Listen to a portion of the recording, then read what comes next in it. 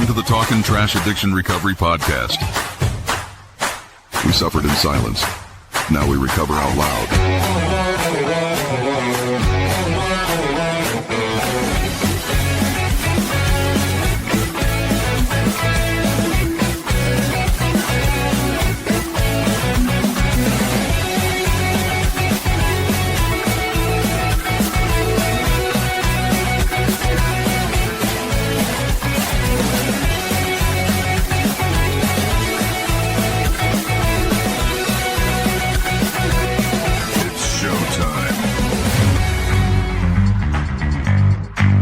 Good evening. Welcome to the Channel 4 6 o'clock news at 10:45. I'm your anchor, Chunky Monkey, coming to you live from the Snot Springs Waffle House and ShamWow Emporium. Today's top story: Bigfoot is sometimes confused with Sasquatch.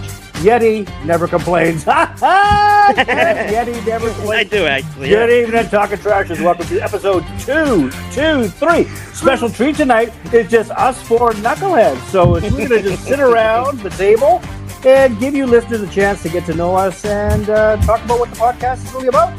Yeah. And now to a man who quit his job at the door factory because he just couldn't get a handle on it. Jimmy Snyder.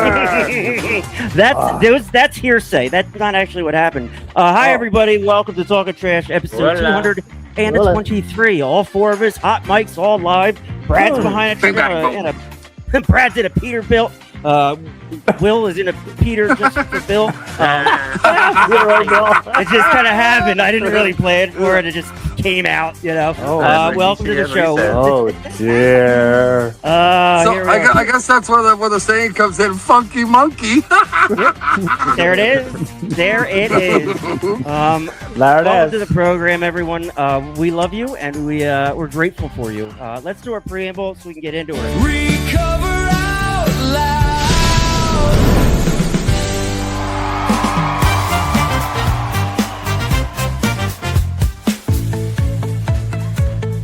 This is our humble broadcast, where ethics and personal anonymity are of the utmost importance. We run this podcast as an act of service to those whose lives have been affected by addiction. We don't do it for profit or notoriety. We place principles before personalities. We benefit from this podcast just as much as anyone else. We all work programs and choose to sacrifice our own anonymity to spread the word that recovery is possible. We do this thing in an attempt to show, as living examples, that no matter how far down the scale we have gone, we will see how our experience can benefit others. That's the 9th step promise. It's our creed we abide by here on Talkin' Trash. We feel called to uphold AA and NA principles. We firmly believe that you can only keep what you have by giving it away. Please join us in a moment of silence, followed by the Serenity Prayer. God, grant us the serenity to accept the things we cannot change, the courage to change the things we can, and the wisdom to know the difference. Let's meet our squadron here on Talking the Trashes. My boys are all, it's just us tonight. Bradley, he's our director of cursing words out of his mouth. He's on the road. He is dedicated. He wasn't going to miss this thing. He's logging on and logging off as we speak. And now he's back. Brad, welcome to the program. Brad's coming up on 3 years clean and sober. We love him. He's he's our anchor around here. Jimmy Leibel, he is the guy that talks to everybody and sets up guests and all that stuff. We are very grateful for him because I would destroy that job because I'm not good at people very much. But we love Jimmy. He is. We're gonna have a little fun with him here in a minute. Jimmy. Good guy, great guy. Right. Will's 44 years of age. He is from Saskatchewan as well. We sent him back. Will is in Georgia with me. He's 43 years old. He's coming up on 3 years clean. We're very proud of him. We're very grateful for him. And I'm the guy that makes the show. We be doing the sober clean shit, baby. Anybody get anything that hit? I got a Yeah, question what? for Brad. Go Do on, you have go a bathroom in that little unit of yours? No, but every Gatorade time, bottle. I got a gift for Something you. looks like this, maybe a gallon. But I'll tell you, when I am on the road, Jimmy, I know this sounds weird, but it's not weird. I always plan my trip around the co-op card locks that have a shower Yes. and a shitter. Attaboy. Good. Gotta love the co-op. Our guy Caden Meston checking in says he loves his jersey. Caden, Oh we yeah, love boy. we're a team around here, and you know, man, I'm curious, Jimmy, about this gift now. Well, you'll have to wait. Is this something I could shit in? You'll have to hold it. it's something I get shit in. It is. Mark Condon celebrated 5 years sober on July 14th. That would be yesterday. Is there a reason we didn't Yesterday. set the internet? Yeah, yesterday. Mark, I would have set the internet on fire if I had known. But that's awesome. Wow. We still can. Uh, So I've known Mark for, so I'm 47. He's probably about 48 or 49. So him and I went to school together when we were just little youngins. So I've known him for a lot of years. And Mark, we finally just reconnected. And congratulations to you, buddy. 5 years and kicking ass. Keep up the good work, buddy. 100%. Good job, buddy. Well, I love to see that shit. That's fucking awesome. All right, let's My do our boy. daily reflections and Boy.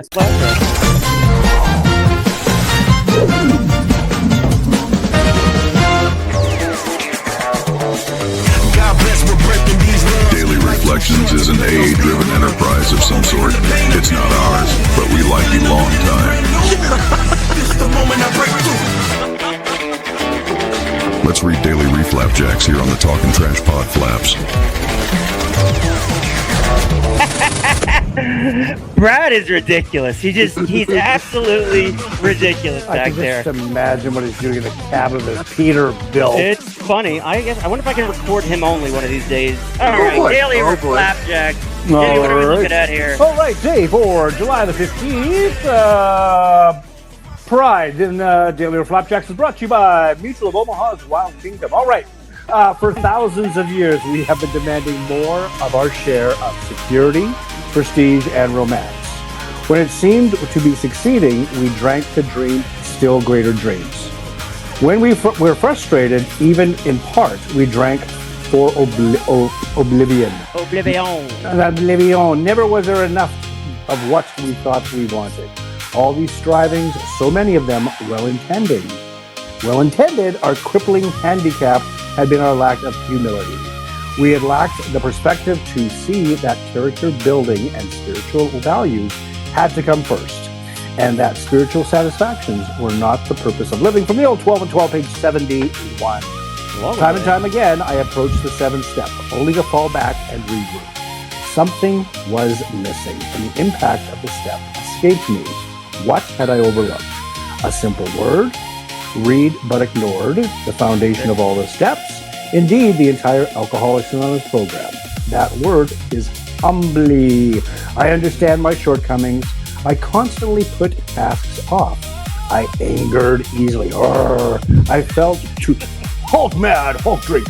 I felt too much self-pity and thought, why me? And when I remembered, pride goeth before the fall. And I eliminated pride from my life. There you go, kids. A rough fractal. Not gay pride, self-pride. Oh, absolutely. I'm reading up a script, man. Will, what is this? How do you Will say stuff? Go. Well, I didn't hear they say it was never enough. Whatever. I mean, like, what? Yeah. I would just jump from one. If it wasn't enough and I ran out, I would just jump onto something else. You know. I know. I would say the same thing. Too many 1,000 never enough. I've had 1,000 and that wasn't enough either. So, So we just have a plethora. A plethora. Yeah. Way to go, Mark. A plethora. 5 years. That's awesome. That's awesome. That's amazing. Hi, Janny. Hi, Sissy. And yeah, like it's your boy Sean at Skating's mom. Get the gallon bucket toilet seat on. It's all right. You know what it is? It's sober living life, and it refines you. You come out either don't come out the other side, or you come out the other side refined. That's up to you. What are you guys up to? What are you guys thinking about tonight? I was just thinking about having a nap, man. Oh, yeah, hey, man. I wanted to touch on napping. You can. You know what? Watch this, everybody. Ready? Everybody. I always wanted to do that. Don't Aw. say a word. See, this is like my dream right here. I could do that, Jimmy. You I need, could you need live a in nice Costco pillow. That's what you need. But I Let's wanted to touch on daily reflections because Will do that, was yes. kind of saying what I was thinking of the same type of thing. Like, so when I first away. started, well, Will, you always blow my mind, baby. Oh. But especially, I'm gonna say for first time users and addicts and all that thing. Like, so when I first started using and drinking, I was trying to fill that void of some sort. And I felt when I first started using it was actually working, is how I felt.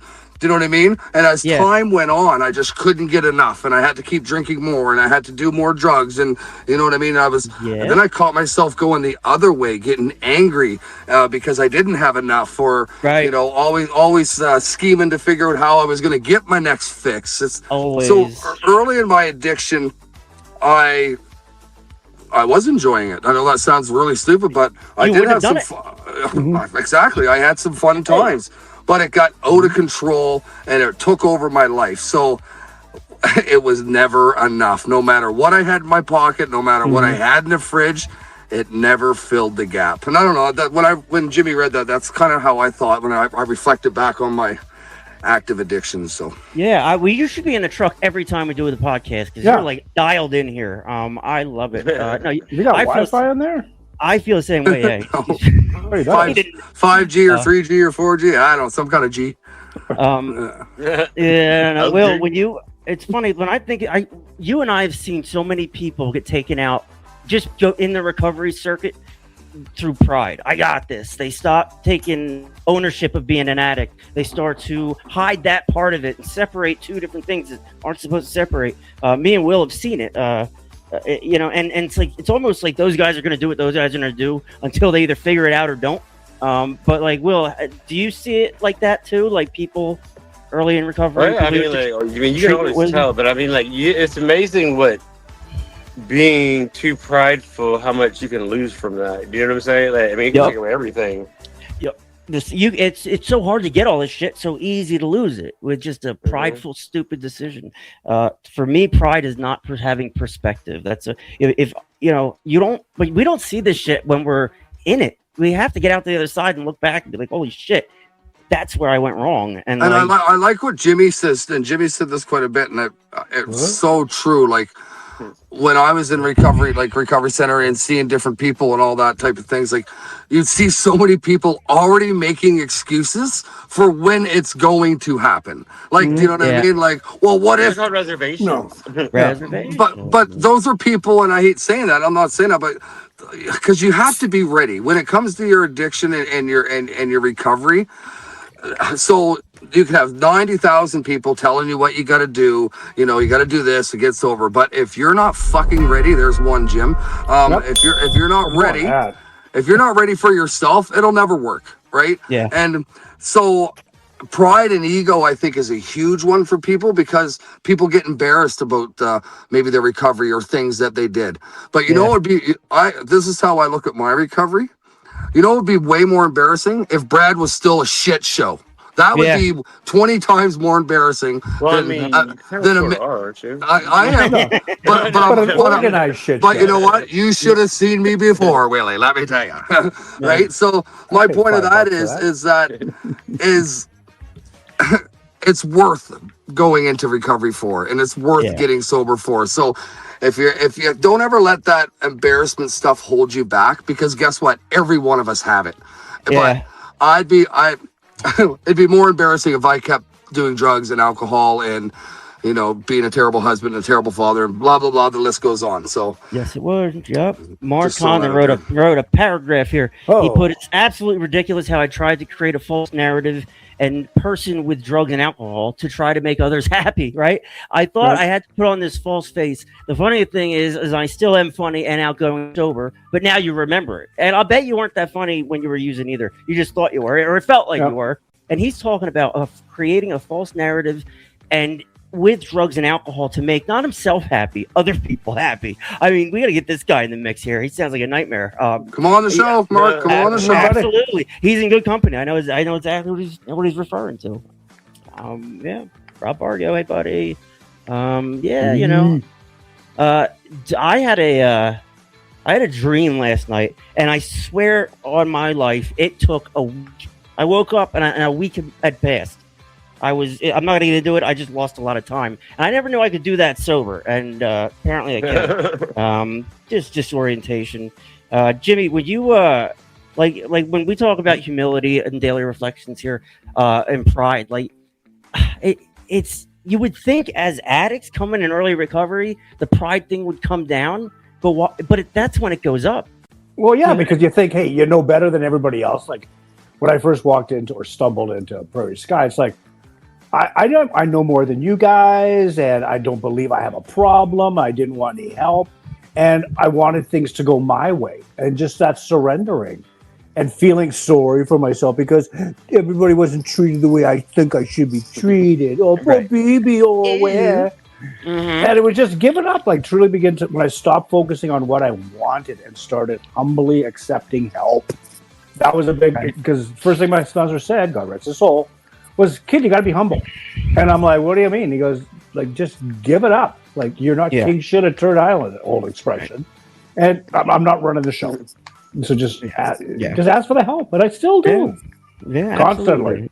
And it keeps it green, and like we're all following each other's journeys, not this journey with Brad. Just Brad, our what the hell is he doing? He's muted. I don't know what he's doing. I'm trying to get better service, so I jumped out from the bunk right up to the steering wheel here. Please don't hurt yourself. Oh my God. You gotta get on top. What? Get down on it. Oh my God. Jesus Christ. We have a lot of recovery centers tonight. 3 pages long. So you. Oh, my Lord. Let's go.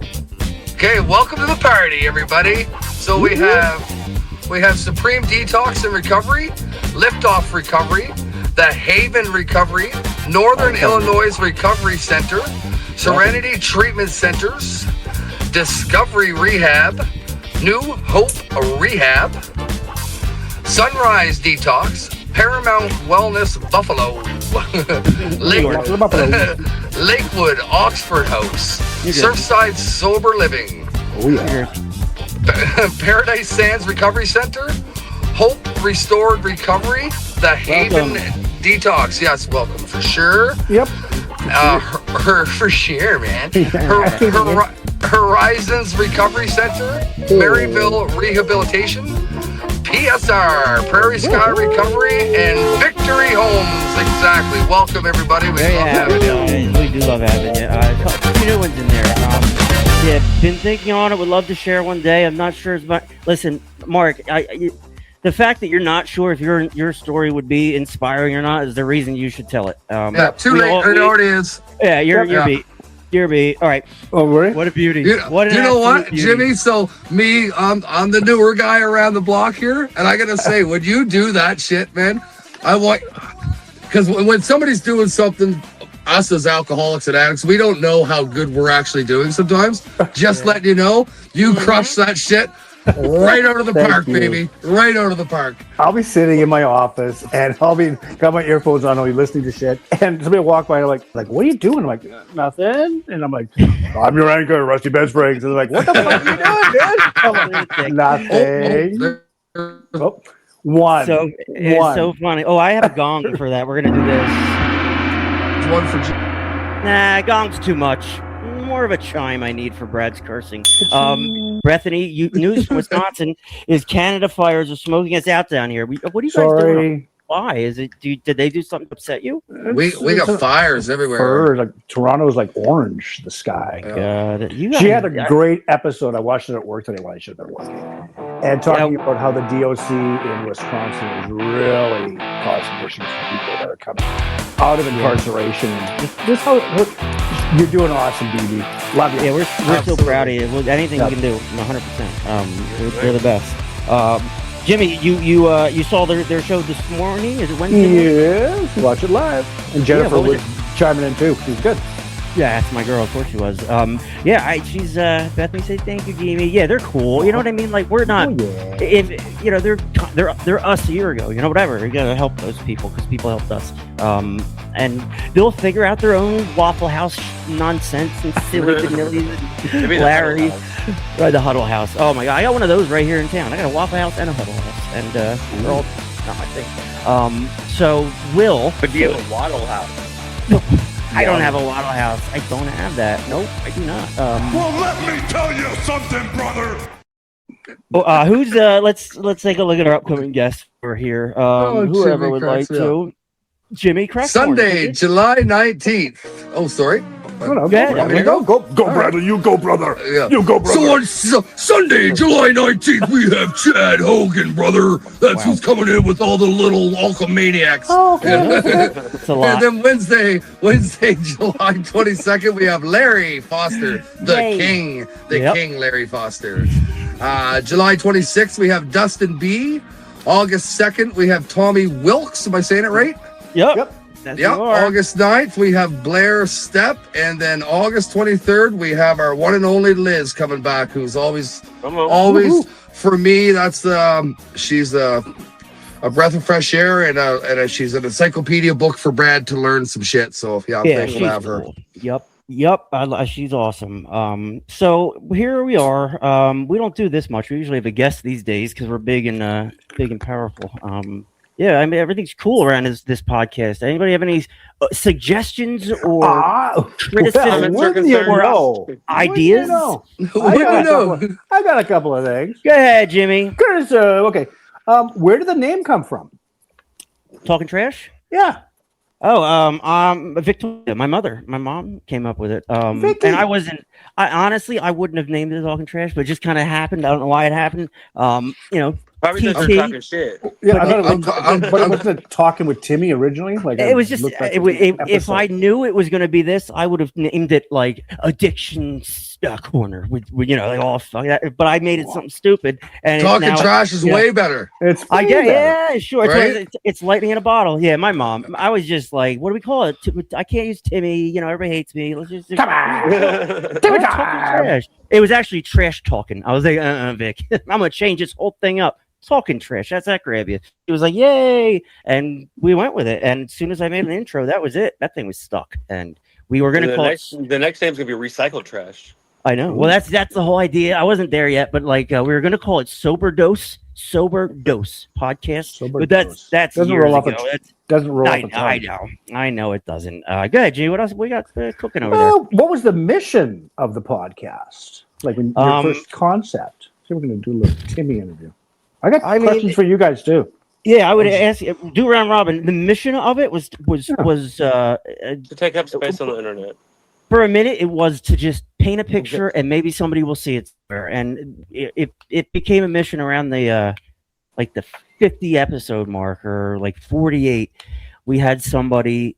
We had that lady our emails about her son, and it was like, holy shit.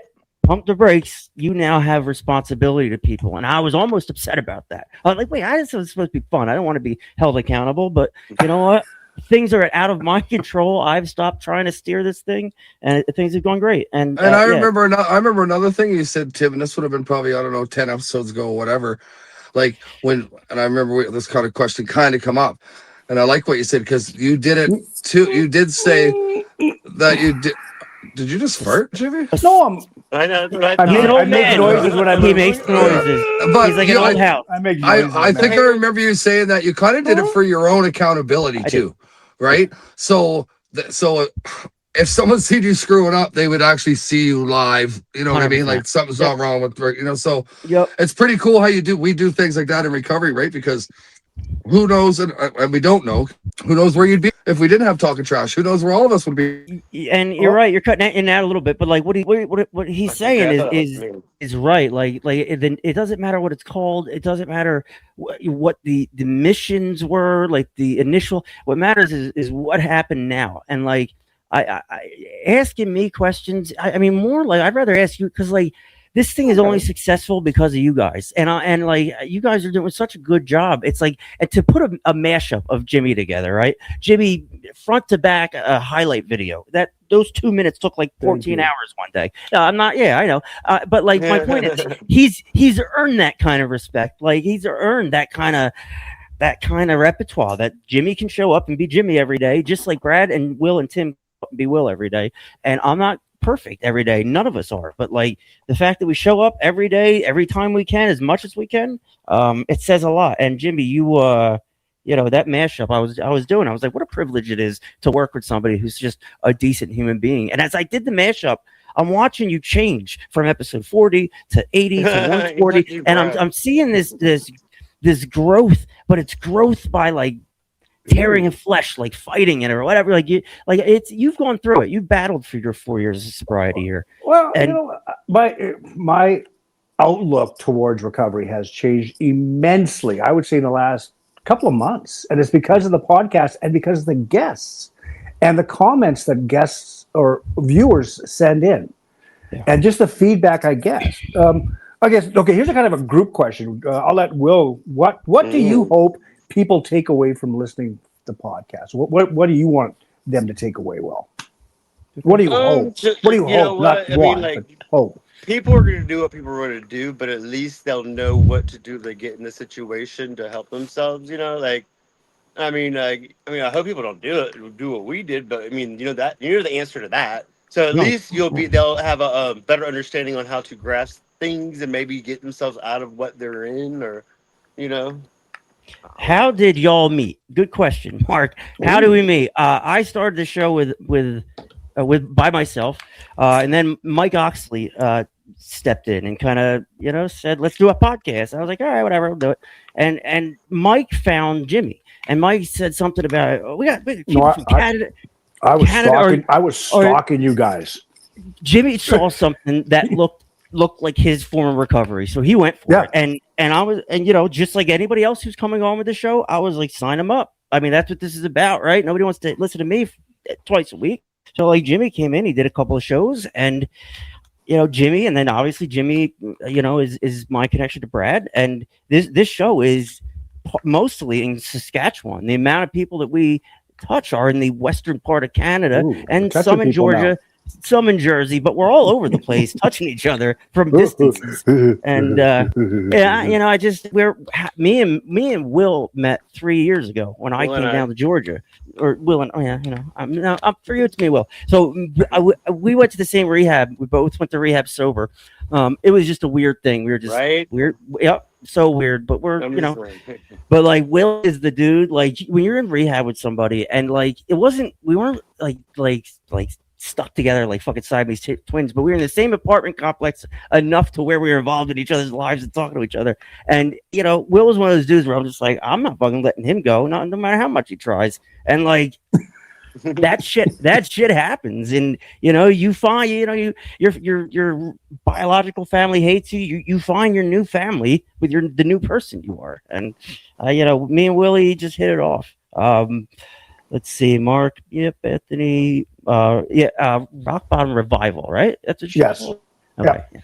Rock Bottom. Yep. So there's cool. Julie Herbert. Hi, Julie. Hey, Julie. Yeah, I mean, you know, coming to renovate your house shortly. Send me your address. I'll e-transfer. All right. I get worried about Brad. Like he can't handle himself as an adult. He's fine. Bradley. So let's see here. I'll throw whatever you guys want to talk about. I'm gonna stop talking. Jimmy, take over. Your show. Okay. What do you guys see as the biggest misconception about addiction? That it's a choice. I like that. See, I'm that, and then when you say it like that, it makes me think like, yeah, no, that is a misconception but we do choose to pick the drug up. If this was okay, so it is a disease, right? But it comes to a point where if you become educated enough and you're still going back out thinking, hey, I can handle this, then it becomes a choice. But I did not choose to become an alcoholic. It's just I have the gene or whatever the hell it is. And the other biggest thing is, you could just quit at any time. Why don't you just stop? Oh, really? Why don't you stop having cancer or diabetes? Yeah, really? Exactly right. It is a disease. Yeah, it is treatable. There's no, they say, well, there's no cure. Liz was kind of touched about that. I'm like, what? I don't want a cure. I know. I got a great life because I now know I have a disease. I got a way better life. And when I first came, it was episode 69 when I first came on, and I was really not really struggling with my recovery.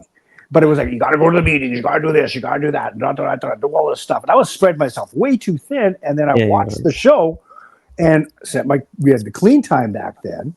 And he came on as a guest, and I just kind of like made the occasional appearance. And then part of it, and like from there, it was like, wow, this is totally different. It was before I have to read 164 pages until I know it, and blah, blah, blah. Yeah. Drink the Kool-Aid, no offense to that, but you know what? I have a much better handle on my recovery now. Hey, Bradley, you're back. Yeah, Brad's back. Star loves his Brad. smiles. We go for a smoke? He's muted. Yeah. No, you're muted. You're muted. Really? Are you sure? Oh, really, Brad? Oh wait, Okay, shit! I knew. I was on mute. No, you're not. No shit, Sherlock. I'm driving around the parking lot so I can get service. Oh my God. What's her name? RCs are going to show up pretty quick. What's her name? Will. Hey, What's well, her guess name? what? Guess what, everybody? I'm sober and recovering loud. And here, cue the RCMP. Welcome. Are you holding a got load mail. right now, too? That's not nice to ask. Or you just got... You know he is. No, I'm bobtailing to drop the trailer off for us. I'm literally driving around in circles in the co-op car block. I have a feeling you're gonna get in trouble, or oh my God! So did you guys see the World Cup game in Atlanta today? Anybody? No. Did you? Nobody watched any of that shit. All right, so I did. Argentina. Argentina, yeah, and that is something else, boy. I mean, as much as I hate soccer, I do love this event. Why do they not like they're playing the final game in New Jersey? They're playing the last game in New Jersey. It's a giant stadium where the New York Giants and Jets play. But like, I don't like. It's just I look at the schedule. I'm like, holy shit! All these crazy venues, and they do the final game in North Jersey where it smells like ass and cheese. I just didn't understand why they would. Num. You know, and they don't say the names of the stadiums. FIFA is a weird thing, but Argentina and England down in here in Atlanta today, they won. Spain is going to be the team. It's going to be Spain, Argentina for the finals. But today it was England, Argentina down here at our neck of the woods, and it was insanity. Argentina scored 2 goals in 6 minutes in the 88th minute. And Leo Messi does his thing. They'll play Spain on Sunday. They love their soccers down there in Argentina or wherever that is. Going nuts. Don't cry for me, Argentina. That's an opera, by the way. Yeah, that is Madonna. opera, yeah. No, it's not. It's Evita. I know. But Madonna played. my Yes, God. thank you, Will, for having a little bit of culture in the show. Great, good stuff. So that's your World Cup update. Leo Messi. This guy is like everything he touches goes in the back of the net. It's unbelievable. So, that's life. So messy to me. Well, Bradley, you missed. What do you think is the biggest myth about addiction, Brad? Everybody else answered. So your turn. What's the biggest myth about addiction? So is that or misconception, myth, or whatever? Yeah. So that to me is like a two-sided question. Once I realize I have an addiction, or when I don't realize I have an addiction, what part of that? You know what I mean? Yep. Once you realize you have an addiction. So, so for me, when I first found out, hold on, just parking here. Just give me 1 second. I'll get set up here. Sorry, viewers.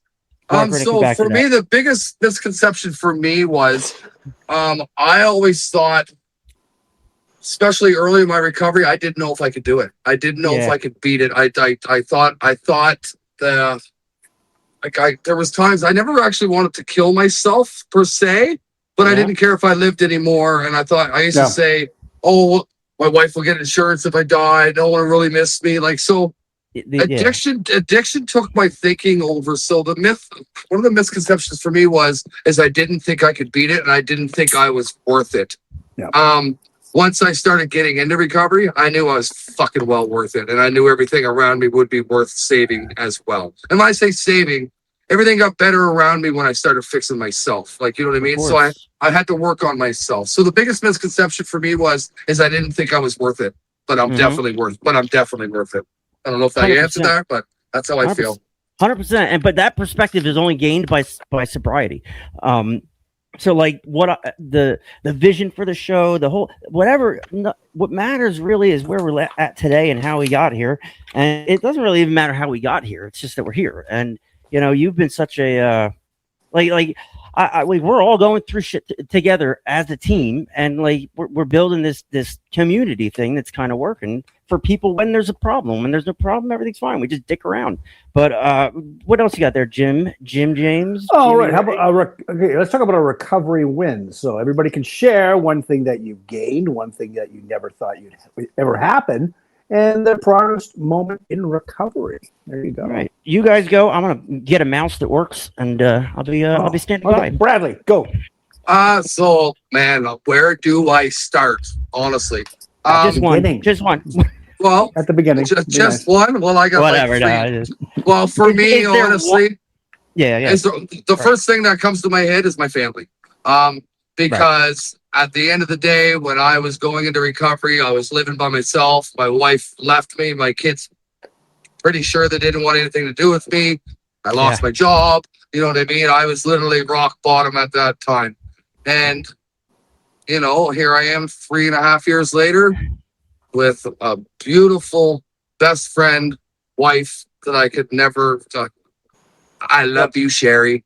And get a room. I wish I could. I'm in a fucking bunk of a Peterbilt, for Christ's sake. I mean, that's you got a room in there. Anyway, and my kids, you know what I mean? Like, so now we have a relationship where we enjoy each other, and I wouldn't be able to do that if it wasn't for recovery. So, yeah, you said one answer, family, without a shadow of a doubt. First thing that comes to my head. 100%. Brad, how did you get to the point where I don't even? We'll talk. Maybe. No, ask. Go ask. I mean, how did you get to that point? I mean, I know it's a broad question, but like I couldn't imagine you not with Sherry in the basement with a Cape Breton thing behind you. I can't imagine you as this living without his family and not having a job. It's a very, very simple answer looking back on it now. I was blinded by drugs and alcohol, and I always thought in my head that I could fix it or work my way out of it and manipulate. So, cocaine and booze, man, for me. Like, so I always had a fucking excuse how I would get her back, what I would do to get her back, what I would lie to say to get her back. And I always just thought it would go away, like meaning like the problem. You know what I mean? And then she finally had enough and said, not today, Karen. You know what I mean? And yeah, thank God. And it's funny because at the time I was like actually upset, why is she doing this to me? I remember thinking that, you know what I mean? And honestly, her leaving me, my kids saying they didn't want anything to do with me, like, they never actually really come out and said that, but it was very easy to see, right? They're good kids. Them guys doing, man. So I'm gonna say I'm biased, but I'm lucky as fuck for you guys. Like, it brings tears to my eyes. I'm thankful every day to have what I have. I have the most beautiful family in the world that have stood beside me through all this shit, and they still love me. And so, I know I'm rambling on about it, but the biggest thing that I'd say that I've gained from my recovery is those four. My 3 beautiful children, my absolutely beautiful wife, and my dog. That is the message that you have, Brad. That's the message you have to share. There's guys that are just like you 3 years ago, lost finally rock bottom. They're listening to you right now at some point. May not be now, maybe on a podcast later on, but they hear your pain, they hear your success, and that's what they want. They don't want to go through the pain, but they do want what you have. And what better way to do it than show them what you're doing. But by going through that pain, again, you guys can tell me to shut up anytime. It might not work, but you can. No, you're good. So I can make it. So it's funny now looking at this, me going through those bumps and those pains and those bruises and all that shit. I'm thankful I'm thankful as hell for all the stuff that I did go through, because now I can look back and be like, I want to be a better person. I want to spend time with them. There was a time I didn't give a shit. You know what I mean? And it was all about Brad. And now I'm thankful that I got beat up, and I beat myself up. There was no one to blame for when I say that. Right. So absolutely I did. And so I'm glad that I went through that. I'm glad I fell off that cliff because I rolled up the other side of the valley and I'm turning out okay. So I'm happy for that. Cool. I can't keep up with the comments. So much good stuff here, and I'm too dumb to handle that. But like, I'm smoking. That's okay. You're an adult. You're allowed. Yeah, Mark's got a lot of good stuff to share. But Zeb said his parents got their son back. Friday's 3 years free from gambling. That's awesome. Like that's something that we don't. Good job, We're Zeb. gonna talk more about. Gambling is a very tricky thing because the problem is you do win at gambling once in a while, and that's the problem. That's what we chase. It's like, ooh, same thing. Yeah, we wouldn't dump our money into an app if it didn't at some point make us, feel good at some point. But like, I tell that story of that lady that bought the scratcher in front of me and hit for $200,000, and it was my scratch off. I got that every day in a period of my life where I bought scratch offs every day, and she was getting my lucky 7 scratch off, my pink little $5 scratch off. And I remember she bought it. I'm just thinking, what if that's a fucking winning ticket? Didn't even think as I'm buying my shit, she's finding out she just won $200,000 right here. So like, if I don't, that's the kind of shit keeps coming back. Well, I was talking to her and she was like, well, that cleans up. I'm pretty much breaking even. I'm like, you're breaking even. What? You need to win $200,000 to break even? Like it was something like that. You're always trying to recoup your losses. You're never actually winning if you're a gambler. And that's actually something I brought up the other day on one of the episodes. So I seen a stat the other day. Really? Someone told me a stat or whatever it was. The top 3 addictions right now, and I don't know, really? Are fentanyl, opiates, and gambling. No, gambling. He said last episode. Yeah, you're just breaking up. It's no big deal. Welcome. Hey, Brad. You've got now? mail. Now? Are you? Hey, buddy, freeze. You're fucking lot lizard. All right. So there's that. Yeah, see you later. Funny, and that last comment, Zeb, he is one of my volunteers that go into the youth correctional center. I know. And he just goes in there with such energy, and it's probably one of the toughest meetings service works that I got to participate in because these kids are doing adult shit. They're like 17 years old, and some of these guys are like fathers. Like they're 17 years old, they got 2 kids. I'm like, what the fuck? And like they don't want to hear about AA and all this shit. So I just like, hey, I'll tell you what. The lights on the van are going to beat you to the fucking correctional center, and then from there you're going to go to jail. Like it's going to be one thing. Otherwise, like make a choice. You have an opportunity. Take the chance. Like do your time here. Take your bumps and your lumps and move on. But you have to want it. Most of these kids are just 1 or 2 that actually understand that they have a problem, right? And admit I'm fucked up, right? And Zeb just takes that on, like takes the bull by the horn. So congratulations, thank you, Zeb. Thank you, Zeb, for doing that. We're gonna put some stuff together where we acknowledge our people a little more because we can. A fun way to do that is like graphics, like Waffle House. Larry's in front of it. So Larry's when? What day next Wednesday. Next Wednesday. Very fun. I'm gonna be in jail again. we need him. Will, tell us a story. Tell us about how your life turned flip upside down. You went to L.A. Something about Bel Air. I don't remember. Well, remember when you had a hot tub? Remember how much fun that was? Ow! I still have it, and I tried to inflate it, but let's just say there's maybe some holes in it. Anyhow, yeah, I really was just working because I could really. I mean, I could really use it right now. That's like a hot tub. All right, what does everybody feel? How does everybody feel about California sober? I hear that a lot. I hear a lot of people using marijuana, or rather cannabis, I guess is the term for it, in line with the recovery program, and they report great stuff, and we'd be remiss to not at least acknowledge it, that it's out there and it's an option, with it becoming more legal and available. What do you guys think? Is it gonna stop you from dying? Go for it. I fully support it. Yeah, I'm sure a lot of ARs. What are you talking about? More benefits to it than not. We give people methadone. I mean, you can't give. You know what I mean? Like you just at some point, everything needs to be looked at. And You have to look at what everybody's recovery looks different, and whatever path you got to take. I mean, I agree with it. I know some of the old timers will tell me, blah blah blah blah. And it's like, just got to do this, go to meetings, and do all this shit. If it's not working, and I'm not happy, and I'm just become that dry drunk. Fuck it. I'm going to find something that works for me. And for me, I find this, as Brad said, this is my 2 meetings for the week. Yeah. And like you guys last night, I checked my phone, 107 messages between Brad, Now you see Will, how I feel and when Tim. I'm at work. And yeah, but you were participating. It was like it was 2 or 3 him. in the morning. Yeah, It was he And was the I reason. look at my You phone. listen to this and I'm like, motherfucker. He what comes the- on here. I'm like, what the fuck? He's the problem, and he starts fucking chapping off. Unbelievable. 2:00 in the morning, I get 15 messages. Well, bang, bang, bang, bang, bang, bang, bang. I'm like, you know what's scary? You know what's scary? That's him sober. That's how I know he's sober. He's fucking crazy. Yeah, we're nuts. You know, like. Are you talking last night, Jimmy? Yeah.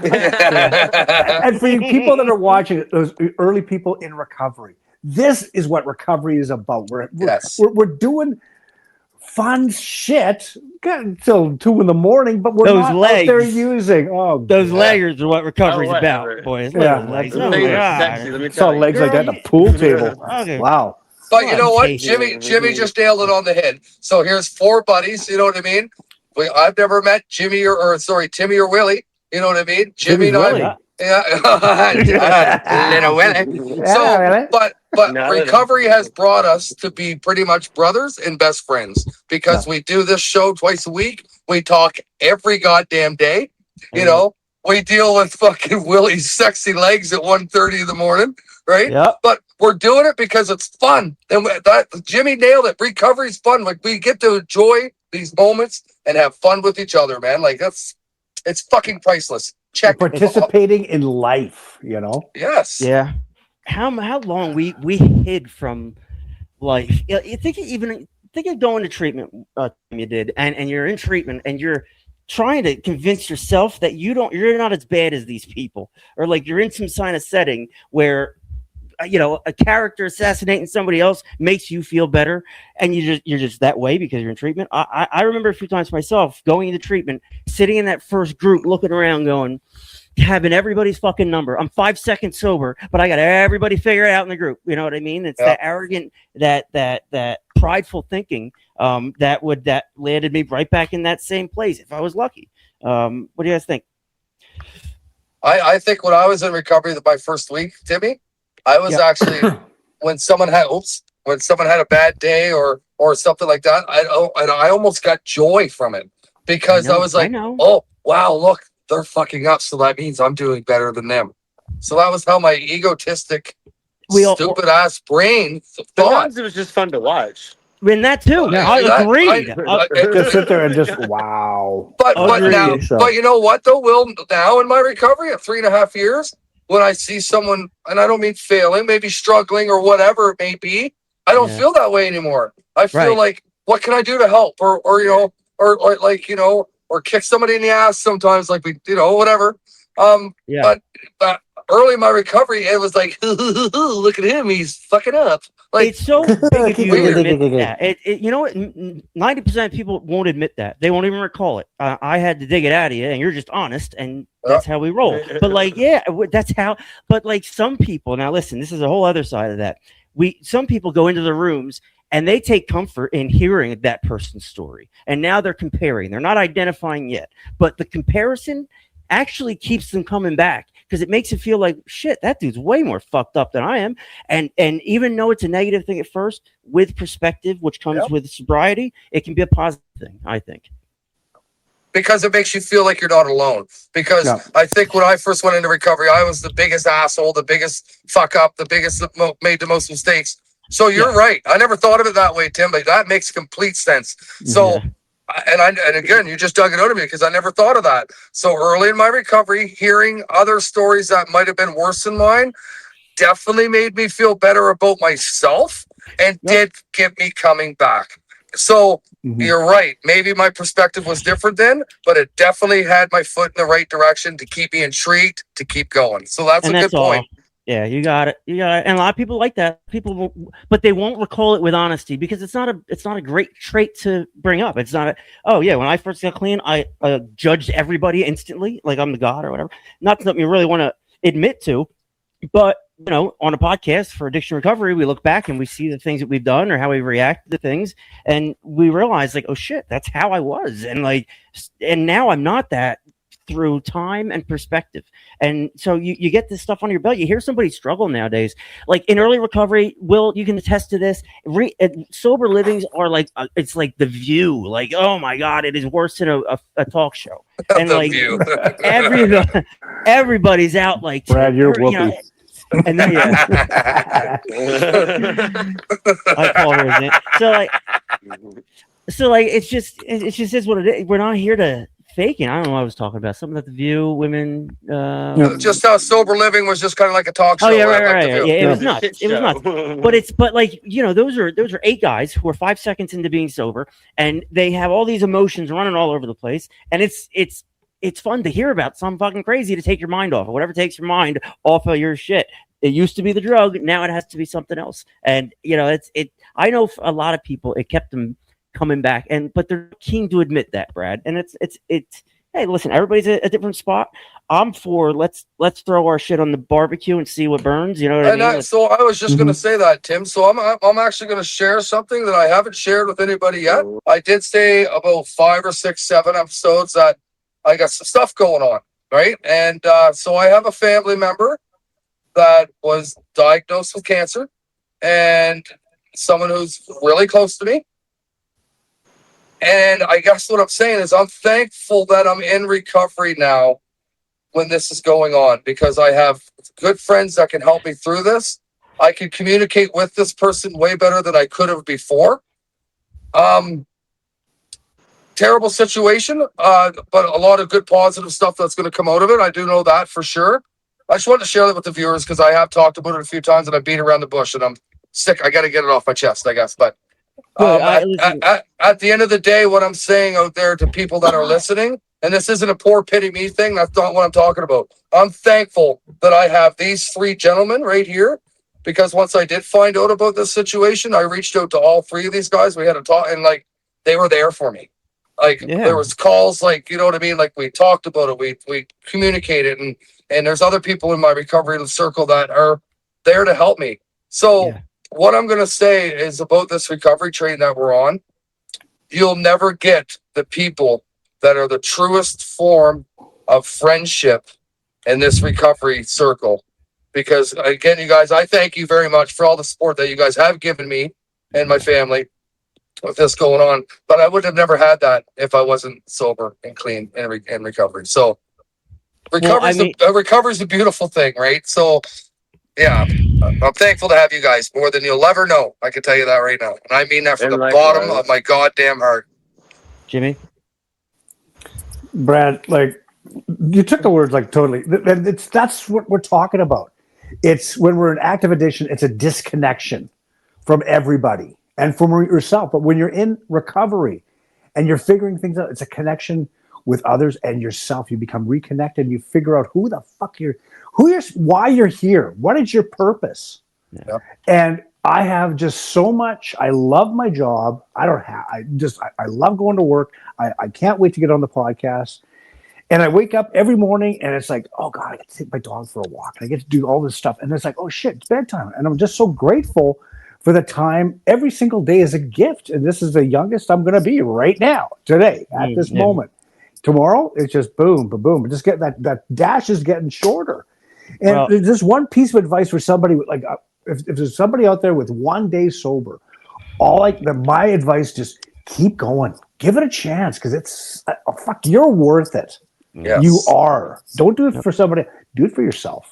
It's not selfish. You are worth it. From where I stand, Brad, I'm glad you have us too. I'm glad you're that, because with us, we're one of 4, all of us, in some way, shape, or form. And when one's not working, the other 3 feel it. And when I say those people's problems now become your own, that sounds like a burden, but it's actually a blessing. It's being grateful for your burdens because it makes you grateful for your successes and shit like that. So you're here with us for a reason. This shit is happening to you for a reason. If this whole show was for Brad, I'd be okay with that. I know it's not, but like if that's all, whatever. So like we're always here for you. We never blow up anybody's spot. Anonymity, that's their thing. They can do whatever they want with their personal stuff and their last name, whatever. But to have your situation hit us like the way it did, it it shows we have something here that's meaningful, and it's more than just jerseys and graphics and podcasts and shit. It's the four of us, and that shit. And vapes, I love vapes. Yes. That shit. Mm. So like you can only have like when in life we're like this, right? We have tiers of people, like certain people. All right, my doctor, talk to them once a month. My psychiatrist, once every 3 months. My brother, never. Like you have these levels of like people who you allow in, who you allow close. And if you're an addict at 40 something years old and you're still alive, you really have to be accepting. And I don't know. We're grateful for this, but this is it's like lightning in a bottle. Like everything's kind of happening at once. Will, do you think we're in the Matrix? And be honest and break it down for me. No. Yeah. Who, like, what is it? Did somebody forget to turn us off? Like, what's going on? The Matrix was a documentary. You know that, right? I do. But like, we're all here. We have these. I thought Quest for Fire was. Oh my god. My point was, I have three levels of three people here that are on a level of family. They're on a level of they get to know the big shit, whether it's good, bad, or indifferent. Like, and that's how we kind of operate. That's we've been, but going through the fire together makes you stronger together out the other side. And we're men, and we're like, oh, don't be gay. Fuck you. I have a gay guy on our podcast. We can be gay if we want to, and we're all gay about it. We're all like, it's fun. We have feelings, and we're like, Will just got there quicker and has better taste. We're just he does. We're great. He really does. But like, but for Bradley, like, boy, he is one of ours, and you know what I mean. Like everything stops if that guy needs us. End of story. So. Bradley, look at the beautiful fucking now he's outside. Going for a little walk. Yeah, you're still muted. Hey, you you're fucking still muted. idiot. Jesus Christmas. You dropped a quarter. There you are. You're right. back. Ooh, nice legs. You're back. Very pretty. He's at the co-op. Walking around the parking lot, waving my arms in the air. You're working, huh? You're working that a lot, huh? Bethany says there's a reason or meaning behind your scoreboard numbers and time and score. They are. That's a very good question. Today is January 15th, so that's the 15 and the 7, and it's episode 223. So it's episode number 223. Your clock's wrong. No, not many people. The clock. I'm sorry, boys. I keep cutting in and out. I hope that's not screwing things up. But you're fine. Nobody gives a shit. Your sister says these four guys are everything. So blessed. Yeah, we love you guys. I mean, if something happens, and shit is gonna happen, anything that has longevity goes through shit and is together on the other side of it, right, boys? And I could fuck all about talking trash. Be honest with you. You know what I mean? It's talking Will, talking Jim, talking Brad, talking my mom and dad.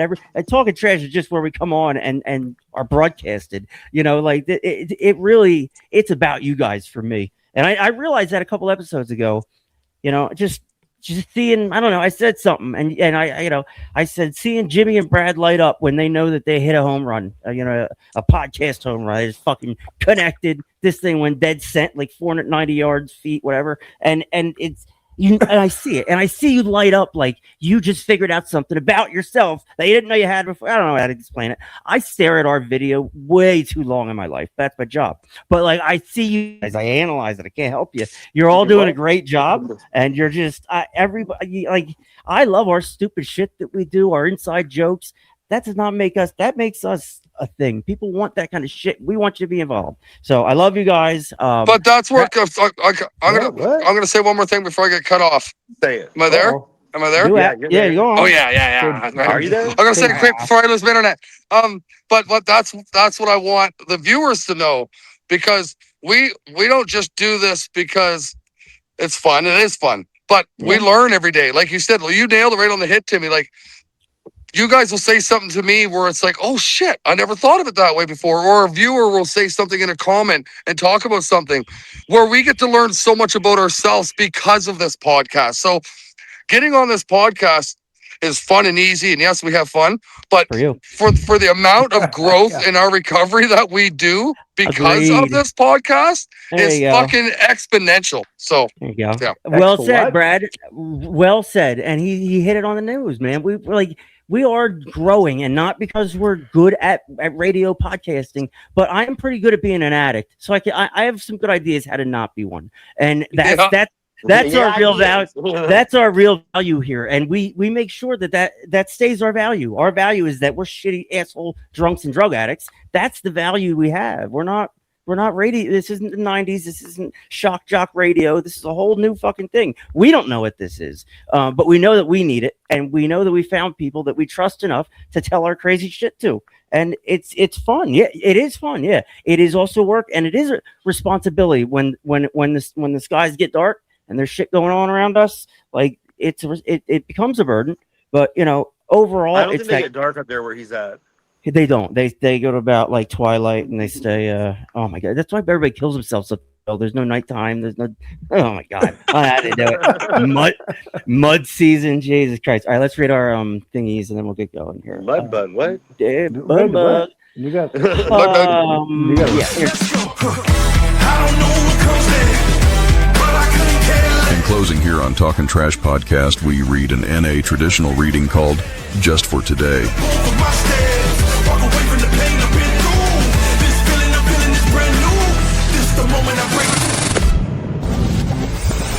This is the moment I break through. That's fun. Okay. Hey, that just up in the here. other day that was like really long. what? What? Oh yeah, this one's. It's a long one. Yes, it is. Yeah, it's a long one. Yeah. I changed the font. Everything I I'm think doing you do it on is purpose. for you, Will. I'm I know trying to this fix one. it. So let's see how it Just goes. for today. Relations with There you go. others.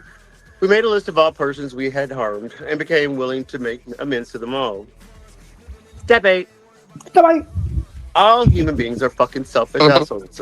The mind self-centeredness that lies at the core of our addiction makes that struggles doubly difficult for people like us. Many of us have lived as if we believed we were the last people on earth, utterly blind to the effect of our behavior has had on those around us. The 8th step is the process our program has given us to the honestly. See the program? That's like the Matrix. Anyhow, Yeah, us to honestly examine our past relationships. We take a look at the waiting we did in our 4th step to identify the effects our actions had on the people in our lives. When we recognize harm done to some of those people, we become willing to take responsibility for our actions by making amends to them. The variety of people that we encounter in our day and the quality of our relations with them determines, to a great extent, the quality of our very lives. Love, humor, excitement, carrying the things that make life worth living to derive much of their, meaning from the being shared Great. with Halfway there. Understanding this, we want to discover the true nature of our relationships with other people and mend whatever breaks we may find in those relationships. We want to work the 8th step. You did Just for tonight. I want to fully enjoy the Just for the next 2 hours. Yeah. I want to fully enjoy my companionship of my fellows. I will examine my relationship with the people in my life where I find I've harmed others. I will seek the willingness to make amends to them. Rise up, Trash Nation, and recover out loud. Cover it up, Oh yeah, Willie. All right, relations with us. I don't know, Will. You nailed it. Oh my God. Actually, that was one of your best readings. And that's how we gauge your value is how good you can read, and you're doing great. You're getting better. So I'm a 2. You're hooked on phonics, two. and it ain't working. Yeah, you're carrying weight in a different area. Right here. Oh, my chin. Yep. So, all right. So 988 feels some kind of way. 1-800-GAMBLER. If you're an asshole gambler and stealing money from your kid's account, shit like that, do that. Or the offering plate at church. Or that. Okay. Trash podcast. Our website is all our shit. If you're getting at a lot of you are getting out of rehab soon. When they hand you your phone, delete your dealer's number and download a couple apps to help you get connected. It's a great way to start. This Sunday we have Chad Hogan joining us. Coming off the top rope. Very exciting. Well, and Elizabeth will be in the room. So he'll be here on Sunday. All right, everybody. Thank you. And listen, I mean, love you guys a lot, but we love each other more. And, you know, love you long time. We're here for you. Is there something I can shit in?